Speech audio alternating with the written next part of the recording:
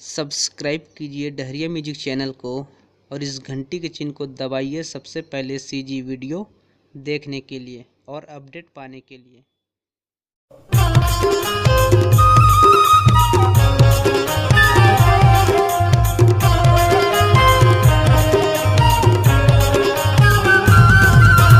कुसली लखाले पपड़ी लखाले खुरमा लखाले सलोनी लखाले अनयाना गजानन हो आके तीजा के मंजा उड़ाले अनयाना गजानन हो आके तीजा के मंजा उड़ाले। कुसली लखाले दे पपड़ी लखाले खुरमा लखाले सलोनी लखाले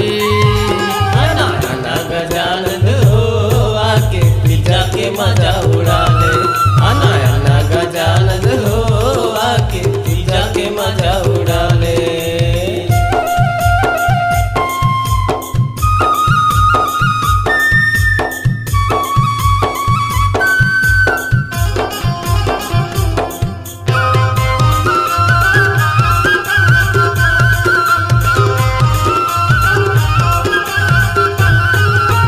सल्लू हवै तोर दीवाना तोरे च महिमा गाथे ओखर पिक्चर हिट नहीं बाबू सुपर हिट हो जाथे।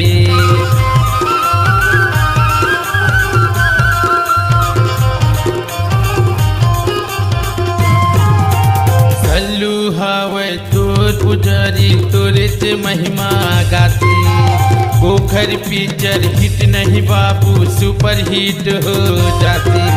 पार्टी दिमा नारायण नाचे माधव के वट तो दयाल छागी अनायाना गजानन हो आके तीजा के मजा उड़ा ले। अनायाना गजानन हो आके तीजा के मजा उड़ा ले।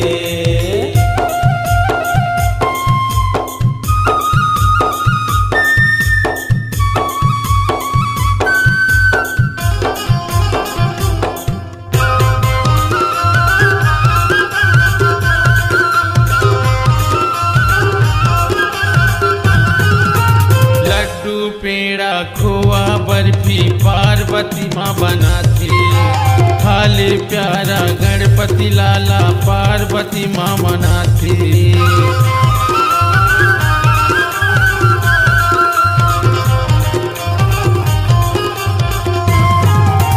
लड्डू पेड़ा खोआ बर्फी पार्वती माँ बनाती खाले प्यारा गणपति लाला पार्वती माँ मनाती।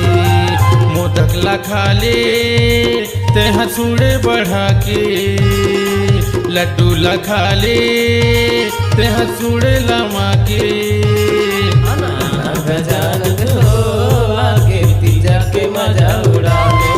अनायाना गजानन हो आके तीजा के मजा उड़ा ले। कुसली लखाले दे पपड़ी लखाले खुरमा लखाले सलोनी लखाले अनयाना गजानन हो आके तीजा के मजा उड़ा ले। अनायाना गजानन हो आके तीजा के मजा उड़ा ले। अनायाना गजानन हो